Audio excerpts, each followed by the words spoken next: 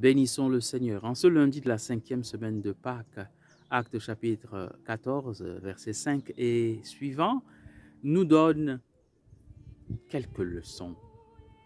Arrivés à Lystre, Paul et Barnabé guérissent par leurs paroles un impotent de naissance. Cet homme est infirme de naissance, il ne s'y attendait pas.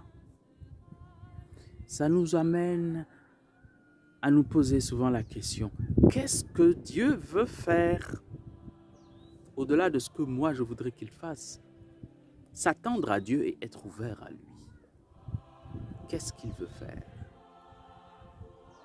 Et lorsqu'il agit, savoir interpréter correctement.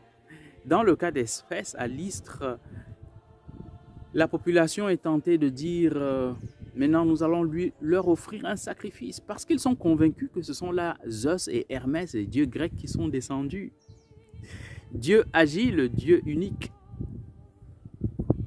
Mais ils y voient les anciens moyens. Quels sont les anciens moyens?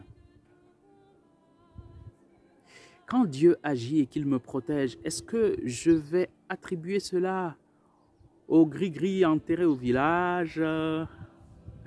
Est-ce que je vais attribuer cela au soutien de telle personne haut placée?